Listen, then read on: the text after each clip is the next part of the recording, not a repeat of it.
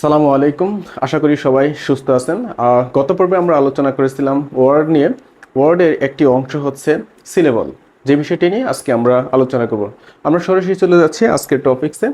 আমরা আজকে আলোচনা করব সিলেবলের কি প্রয়োজনীয়তা রয়েছে সেই বিষয়টি নিয়ে, এবং এর ডেফিনেশন জানবো, আমরা এর ক্লাসিফিকেশন সম্পর্কেও জানবো। ওকে, আমরা প্রথমত হচ্ছে সিলেবলটা আমরা কেন পড়বো বা কেন আমাদের জানা দরকার সেই বিষয়টা নিয়ে আমি কিন্তু কথা বলেছি। যে ফার্স্ট অফ অল, আমরা যদি সিলেবলটা খুব ভালো করে জানা থাকে তাহলে আমাদের বানানের ক্ষেত্রে কখনো ঝামেলা হবে না। আমরা শুদ্ধ একটা বানান শিখতে পারবো, আমরা যেটাকে কারেক্ট স্পেলিং বলি। অ্যাডমিশন টেস্ট বা হচ্ছে জবের যে এক্সামগুলো আছে সেগুলোতে বিশেষ করে বেশি আসে, অথবা যারা একেবারে বিগিনিং পর্যায়ে আছে তারা হচ্ছে খুব সুন্দর করে স্পেলিংগুলো শিখতে পারে। এই জিনিসটা তাদের খুবই উপকারে দিবে। দ্বিতীয়ত হচ্ছে এটা শুদ্ধ উচ্চারণ, যেটা আমরা অনেক সময় ব্রিটিশ অথবা আমেরিকান অ্যাকসেন্টে কথা বলার চেষ্টা করি, বাট আমরা সেটা পারি না। একটাই কারণ হচ্ছে আমাদের যে ওয়ার্ডগুলো আছে সেগুলো আমরা কারেক্টলি প্রনাউন্স করতে পারি না। সেই কারণে হচ্ছে আমাদের আমাদের যে অ্যাকসেন্টগুলো আছে সেটা আমরা কারেক্টলি করতে পারি না। এটা আমাদের একটা দুর্বলতার জায়গা সৃষ্টি হয়ে থাকে। তৃতীয়ত হচ্ছে আমাদের যে আমরা স্ট্রেস বলি, কোন ওয়ার্ডটা বা ওয়ার্ডের কতটুকু কোন অংশটাতে আমাদের বেশি চাপ দেওয়া দরকার, ওটাকে আমাদের খুব স্লাইটলি বলা দরকার, সেই বিষয়গুলো আমরা যদি সিলেবল সম্পর্কে জানি তাহলে আমরা হচ্ছে সেই বিষয়গুলোকে আমরা খুব ক্লিয়ারলি জানতে পারবো। ফ্লুয়েন্সি, আমি একটু আগে বলেছি যে আমাদের কথা বলার যে একটা ধারাবাহিকতা, সেটা ফ্লুয়েন্সি আমরা যদি বাড়াতে চাই ইংলিশ বলার ক্ষেত্রে স্পেশালি, তাহলে অবশ্যই আমাদেরকে এই সিলেবল সম্পর্কে আমাদের নলেজ থাকতে হবে। তারপরে হচ্ছে আমাদের ডিগ্রি পরিবর্তন।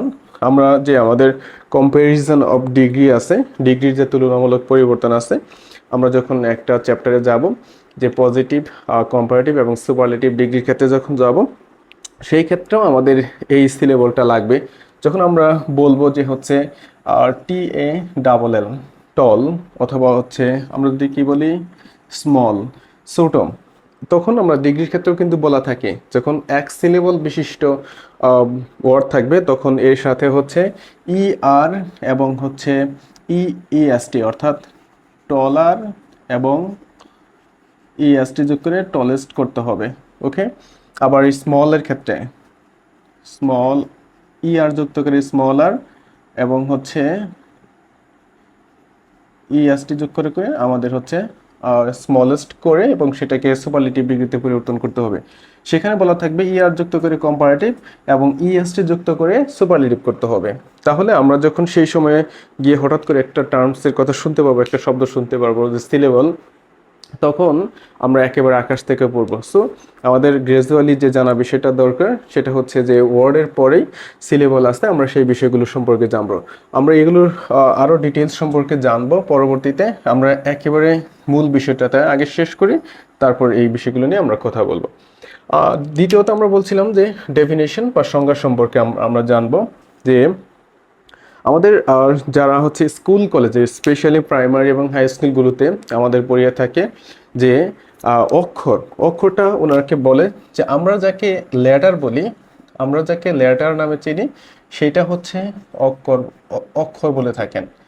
হ্যাঁ, ঠিক আছে, কিন্তু ও, না ঠিক নাই, আমি একেবারে বলতে পারি না যে ঠিক আছে। কারণ হচ্ছে লেটার হচ্ছে বর্ণ, একটা বর্ণ, আর অক্ষরটা হচ্ছে যে একটা শব্দের যতটুকু অংশ আমরা একেবারে উচ্চারণ করতে পারি বা উচ্চারিত হয় সেটা, তার একটা শব্দের যতটুকু অংশ, আমরা যতটুকু অংশ সেখানে 2 3 4 5 অনেকগুলো লেটারই হতে পারে। তাহলে যেহেতু একসাথে আমরা 3 4 5 একাধিক লেটার হচ্ছে উচ্চারণ করতে পারি, সেক্ষেত্রে আমরা এই এই অনেকগুলো লেটারের সমন্বয় হচ্ছে আমরা সেটাকে বলবো অক্ষর। তাহলে অনলি ওয়ান লেটার আমরা তো সেটাকে অক্ষর বলতে পারি না। সেক্ষেত্রে আমরা যারা শিখে আসছি লেটার মানে হচ্ছে অক্ষর, এটা সম্পূর্ণ একটা হচ্ছে ভুল ধারণা, আমাদেরকে সেখান থেকে সরিয়ে আসতে হবে। ওকে, আমরা সিলেবলে চলে যাচ্ছি। সিলেবলে বলা আছে যে কোনো ওয়ার্ডের যতটুকু অংশ একবার উচ্চারিত হয় তাকে হচ্ছে সিলেবল বলে। একটা ওয়ার্ড আমরা অনেকগুলো পার্ট থাকে, যতটুকু অংশ উচ্চারণ করতে পারবো সেটাকে আমরা সিলেবল বলবো। ওকে, আমরা যদি আমরা উদাহরণ প্রয়োগ করি সেক্ষেত্রে আমাদের বিষয়টা একেবারে ক্লিয়ার হয়ে যাবে।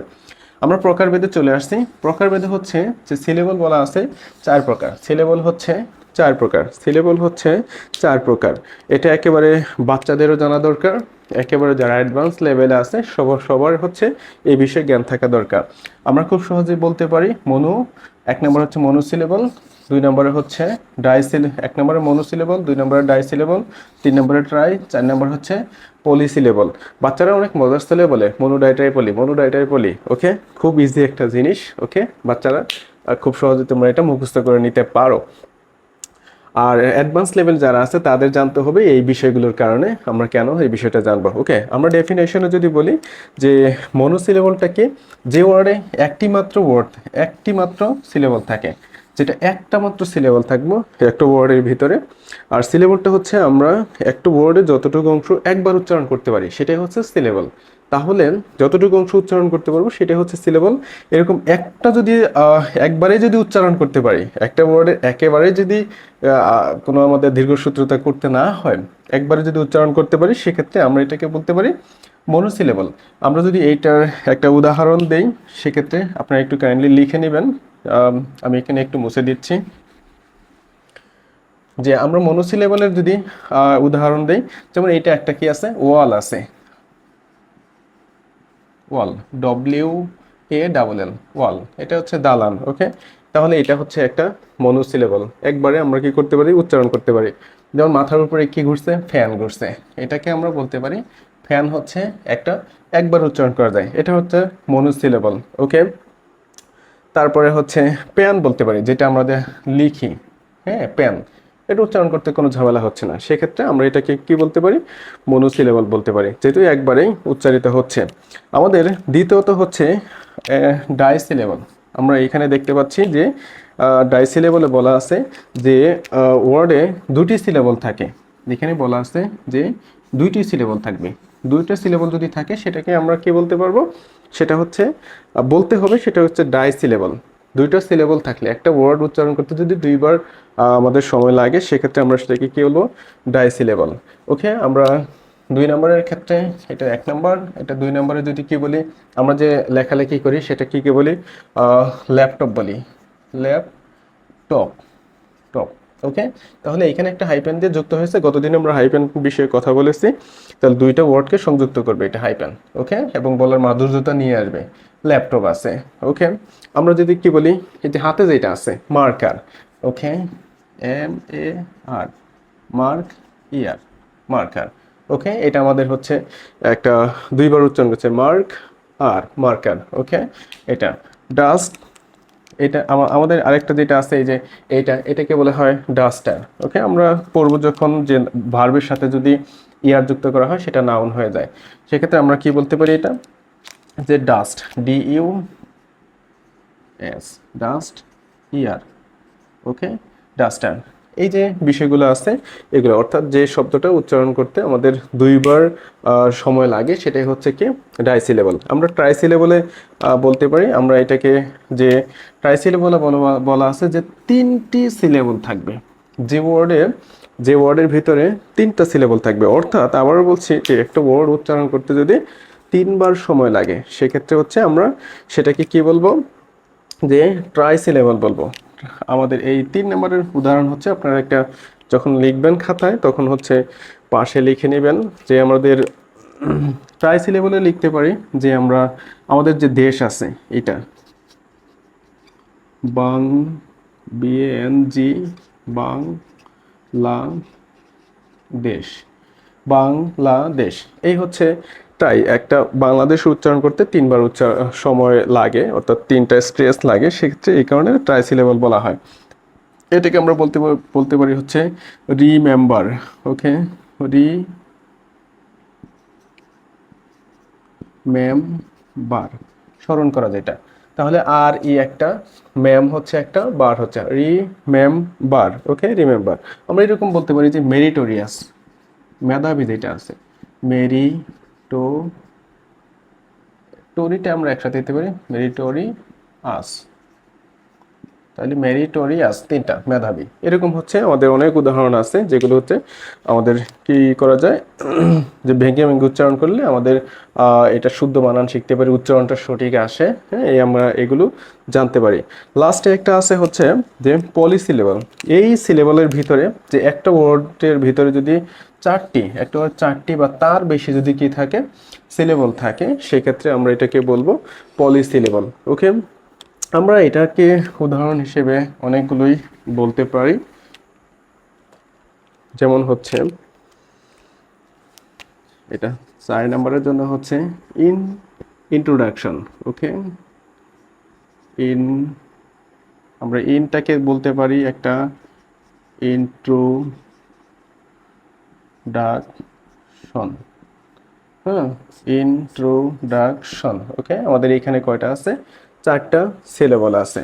ওকে, আমরা এটাকে যদি আরো বলি যে আমাদের যে বাংলাদেশ আছে, একটা স্বাধীন দেশ আছে, এটাকে বলা হয় হ্যাঁ ইন্ডিপেন্ডেন্সি।